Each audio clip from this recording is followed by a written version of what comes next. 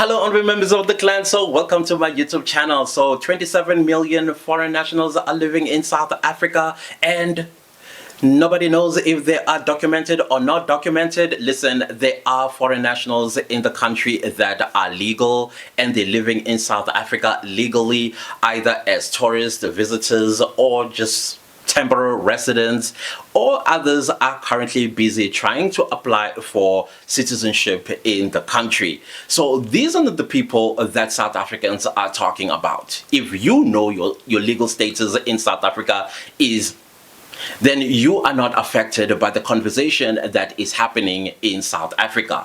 That also includes when you go to a public hospital and you are a foreign national. All that you have to do is produce your legal papers to show that you are legally in the country. You should not come across any problems. The moment you start using words such as asylum, I'm a refugee, then the people that are saying, listen, the resources, the little resources that we have are for South Africans, then you're going to have to answer questions like, okay, you come from, for example, the Congo, you come from Somalia or Ethiopia. According to the Refugee Convention, what does it say about refugee and the place of asylum they should head to? Of course, it is your first safe country. There is no way that you come from Congo or you come from Somalia, worst case scenario from Bangladesh or Pakistan, and then South Africa is your first safe country. That absolutely makes no sense to the convention itself, as well as to the immigration laws of the country. Now, it is quite clear to South Africans, or at least it's dawning on South Africans, that the country has been sold to the highest bidder, if not the lowest bidder, by our politicians. Because the question one always had to ask was, why are they so adamant in defending illegals? Illegals, not people that are legally here. Then it all boils down to money and the resources that have been pillaged, grabbed, and stolen by the West, given to by African leaders, chiefs, and all these people, and now they have become the very version of those rapists that come from the Western world onto our resources. So it's becoming clear that the ANC cadres, even though we may not have our finger just yet on exactly that, the only assumption we can make is they are benefiting from the resources of the Congo, the resources of Zimbabwe, the resources in other parts of Africa, and hence they are doing and say absolutely nothing when it comes to South Africans being pushed aside. Pushed aside, literally pushed aside, and systematically being also pushed away and out of their communities, business acumens and opportunities, job opportunities, whether in the high or low end. It is still not serving the people of South Africa, but a foreign national. And the moment you start talking or taking some kind of action that the government ought to have done, you are called xenophobic. How is it xenophobic to be patriotic to your own country? How is it xenophobic when you are defending the little resources that were promised to you, when the very same ANC cadres came knocking on your door and promised you that they will always put you first? And then the moment you see them in parliament, you see them in provincial legislatures, you see them in council houses across the country, then the tune changes and you are now called xenophobic. Now, you got to be thinking like, what is actually going on in our country? Because definitely we are sold. I don't care who says what, how you say it. I see a lot of children or offspring of foreign nationals who were born in South Africa literally claiming to be South Africans. And when you challenge them, like, listen, if you are a South African citizen, your allegiance and your alliances should always be South Africa.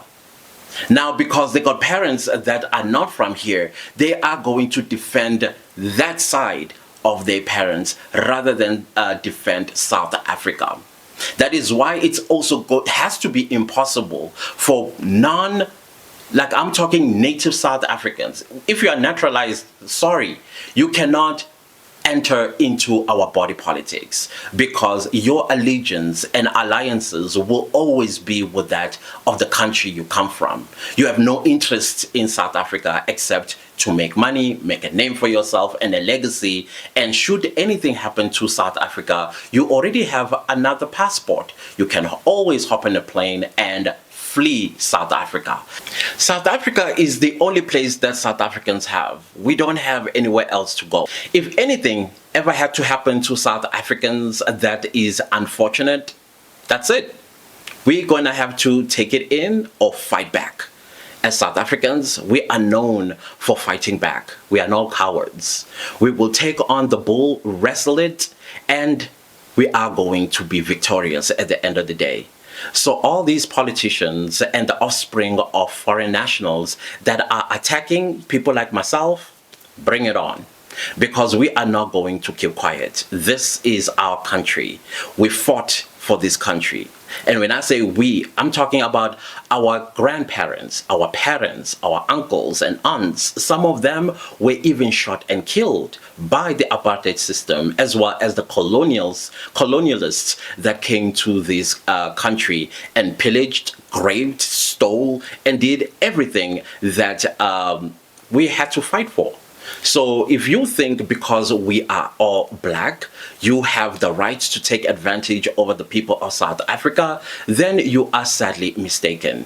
We are a different breed of people on this continent. We stay and we fight. So because you are a coward, you are thinking that I am jealous of you. How am I jealous of you in my own country? When you are participating in activities that are not benefiting the people of South Africa. Some of you all claim that you are taxpayers. You don't even know the doors of SARS where they're facing.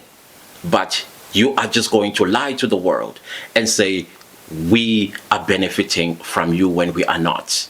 You are doing it just for you and your family wherever you come from. And you still have the audacity to turn around and spit in the face of the people that are hosting you in the country. So it's just a matter of, hey, what do we do as the people of South Africa? We've been tamed and we are taming ourselves as well, not to be the South Africa of 1976. It's still in us. We are capable. But because we respect the laws of the country, and also we are still driven by the spirit of Ubuntu, our catalyst for our paralysis.